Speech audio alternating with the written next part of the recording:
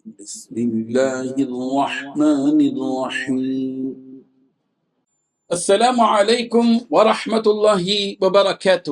پیارے بچوں، Sunday class سبق نمبر 22، لیسن نمبر 22 آج ہم تمہارے سامنے ہیں۔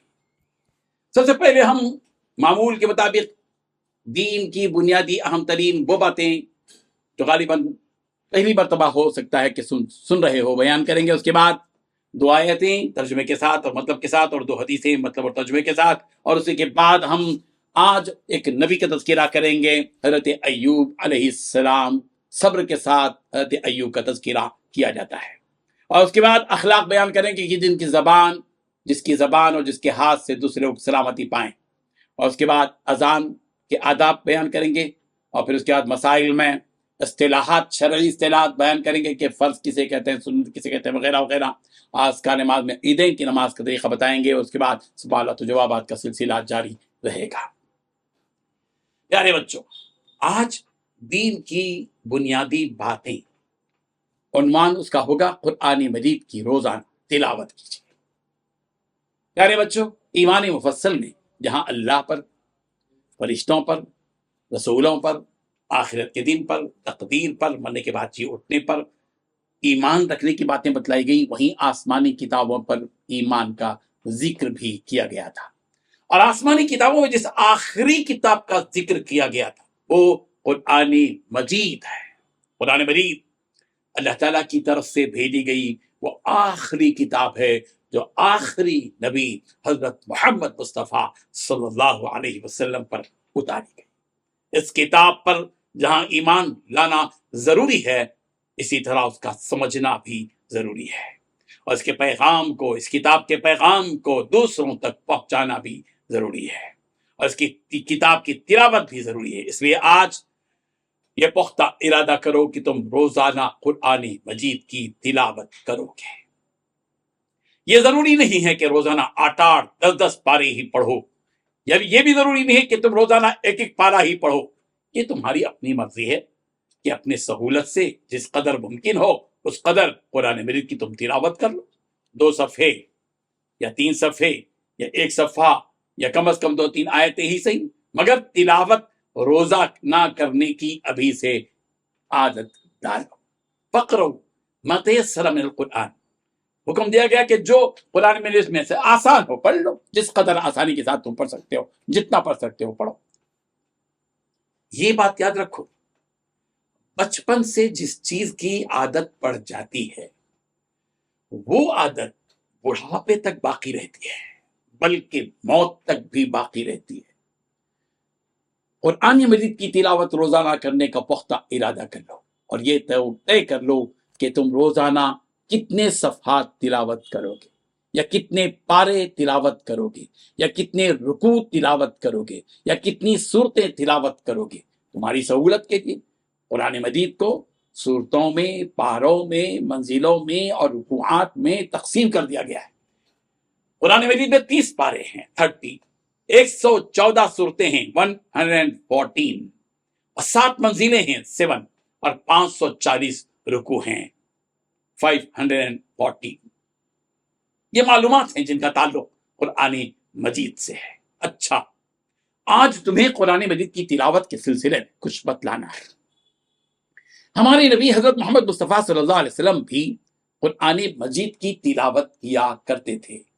سورہ بقرہ آیت نمبر 129، 129 میں یہ بات کہی گئی ہے، یتلو علیہم آیاتک، یہ پیغمبر جو ان لوگوں کو آپ کی آیتیں پڑھ کر سنایا کریں۔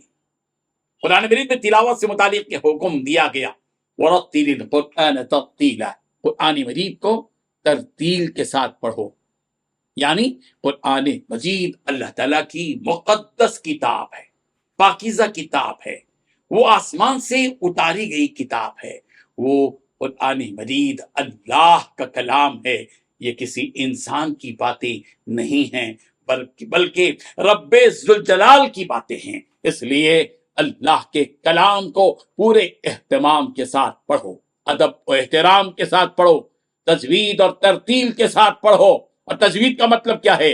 یہ ہے کہ جتنے حروف قرآن مجید میں ہیں ان تمام حروف کو صحیح ادا کرو، عین کو عین ادا کرو، ہا کو ہا ادا کرو، حا کو حا ادا کرو، زال کو زال ادا کرو، زا کو زا ادا کرو، سین کو سین ادا کرو، جہاں جس حرف کو چھپانا ہے وہاں چھپاؤ اور جہاں ملانا ہے وہاں ملاؤ، جہاں پر ظاہر کرنا ہے اظہار وہاں اظہار کرو، جہاں پر اخفا کرنا ہے وہاں اخفا کرو، جہاں پر ادغام کرنا ہے وہاں ادغام کرو، جہاں پر حرف کو کھینچنا ہے مد کرنا ہے اس حرف کو کھینچو مد کرو، اسی کا نام تجوید ہے۔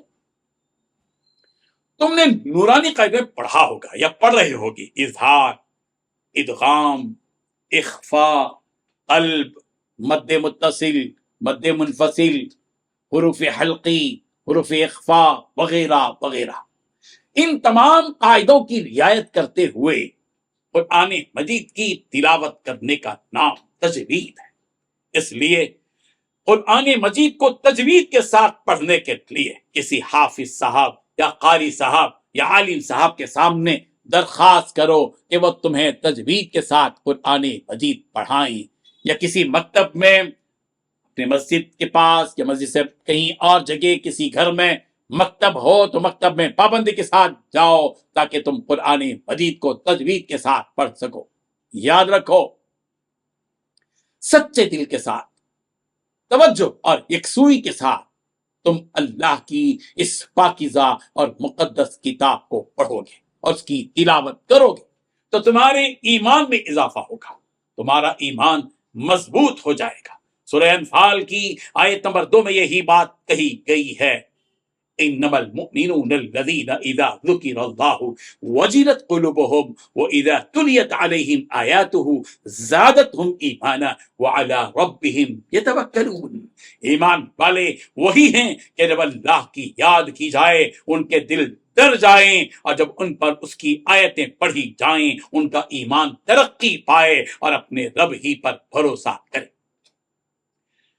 پیارے بچوں، جب تم گھر میں ہو اور ایک وقت طے کر لو کہ مجھے فجر کے بعد یا اسکول سے آنے کے بعد یا کھیل کود سے فارغ ہونے کے بعد یا مغرب کی نماز کے بعد یا سونے سے پہلے قرآن مجید کی تلاوت کرنا ہے، پھر پابندی کے ساتھ قرآن مجید کی تلاوت کرو۔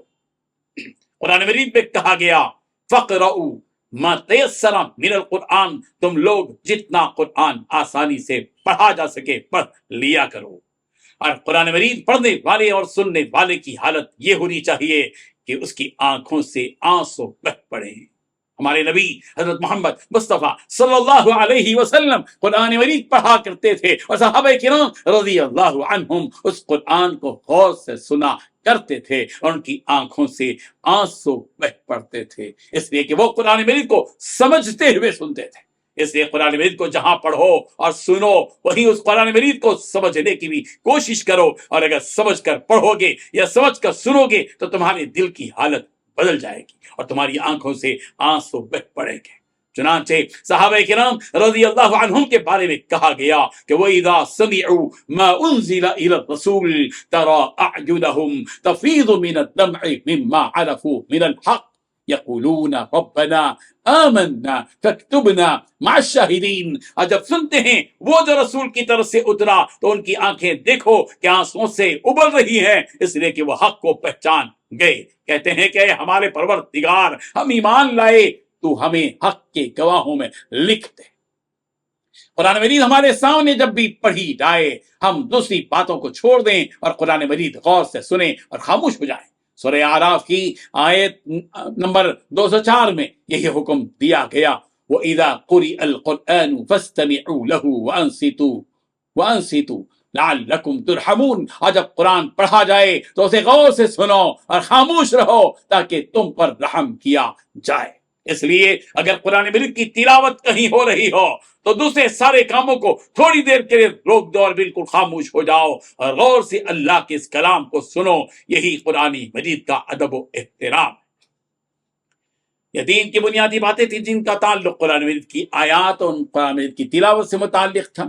معمول کے مطابق ہم آگے چلتے ہیں اور 2 آیتیں ترجمے کے ساتھ پڑھتے ہیں اور اس کے بعد 2 حدیثیں بھی۔ سب سے پہلی آیت सूरत अन-नहल की आयत नंबर 91 91 रब ज़ुल जलाल ने इरशाद फरमाया वअफ़ू बिअहदिल्लाहि इज़ा आहदतुम, जब अल्लाह से पुख्ता अहद करो तो उसे पूरा करो। हमने अल्लाह ताला से ईमान कबूल करते हुए गोया यह अहद किया है कि परवरदिगार हम आप ही की इबादत करेंगे और आप ही से मदद तलब करेंगे। हमें अपने इस पुख्ता अहद को पूरा करना चाहिए। हाँ, हर नमाज की हर रकात में परवरदिगार से सूरह फातिहा में यही बात कहते हैं, इय्याका नअबुद व इय्याका नस्तईन, परवरदिगार हम सिर्फ और सिर्फ आप ही की इबादत करते हैं और आप ही से मदद चाहते हैं। दूसरी आयत सूरह अल-अहज़ाब की है, रब ज़ुल जलाल ने इरशाद फरमाया व तवक्कल अलल्लाह, और अल्लाह पर भरोसा रखो। हम अल्लाह के बंदे हैं और अल्लाह ही पर ईमान रखते हैं, हमको चाहिए कि हम उसी अल्लाह पर भरोसा रखें। दो आयतों के बाद दो हदीस है। रब ज़ुल जलाल ने इरशाद फरमाया मन काना युमिनु बिल्लाहि वल यौमिल आखिर फलयुक्रिम ज़ैफ़ा, बुखारी और मुस्लिम की रिवायत है। जो शख्स अल्लाह और यौम आखिरत पर ईमान रखता है उसे चाहिए कि वो अपने मेहमान की इज्जत करे। हमारे ईमान का तकाजा यह है कि हम अपने मेहमानों की इज्जत करें, उनकी खिदमत करें, उनका पासो लिहाज रखें और अपनी हैसियत के मुताबिक उनको खिलाएं पिलाएं और उन्हें खुश करें। दूसरी हदीस बुखारी और मुस्लिम की है। नबी रहमत हज़रत मोहम्मद मुस्तफ़ा सल्लल्लाहु अलैहि वसल्लम ने इरशाद फरमाया ला युमिनु अहदुकुम हत्ता युहिब्ब लि अखीही मा युहिब्बु लि नफ्सी, तुम में कोई उस वक्त तक मोमिन नहीं हो सकता जब तक कि वो अपने भाई के लिए वही पसंद करे जो अपने लिए पसंद करता है। हमारे ईमान का तकादा यह है कि अगर हम अपने लिए भलाई चाहते हैं तो अपने भाई के लिए भी भलाई ही चाहें। प्यारे बच्चों, दो आयतों और दो हदीसों के बाद मामूल के मुताबिक हम हज़रत अंबिया किराम अलैहिस्सलाम के जिक्र का सिलसिला जारी रखते हैं और आज हज़रत अय्यूब अलैहिस्सलाम का जिक्र खैर करते हैं। हज़रत अय्यूब अलैहिस्सलाम वो खुशनसीब नबी हैं जिनके बारे में कुरान मजीद में ये बात कही गई, निअमल अब्द, वो बहुत ही अच्छा बंदा था। निअमल अब्द, क्या खुशनसीब हैं हज़रत अय्यूब अलैहिस्सलाम के जमीन और आसमान का खालिक और मालिक, सूरज और चांद का खालिक और मालिक, सितारों और सैयारों का खालिक और मालिक, जमादात और नबातात का खालिक और मालिक, इंस और जिन का खालिक और मालिक, समंदर और पहाड़ों का खालिक और मालिक, आग हवा पानी मिट्टी का खालिक और मालिक। हज़रत अय्यूब अलैहिस्सलाम के बारे में ये कह रहा है कि निअमल अब्द, हज़रत अय्यूब क्या ही अच्छे बंदे हैं। अल्लाह अकबर। हमें गौर करना चाहिए कि आखिर हज़रत अय्यूब अलैहिस्सलाम को क्यों अच्छा बंदा करार दिया गया। जाहिर है कि उनमें खास सिफत ये थी कि वो सब्र करने वाले थे और अल्लाह ताला की तरफ कसरत से रुजू करने वाले थे। कुरान मजीद में 4 सूरतों में हज़रत अय्यूब अलैहिस्सलाम का नाम आया है। हज़रत अय्यूब अलैहिस्सलाम की जिंदगी सख्त आजमाइश में गुजरी है और मुसीबतें भी उन पर आई, मगर हज़रत अय्यूब अलैहिस्सलाम ने सब्र, तहम्मुल और बर्दाश्त से काम लिया और जिंदगी के हर मोड़ में अपने हकीकी परवरदिगार की तरफ रुजू किया।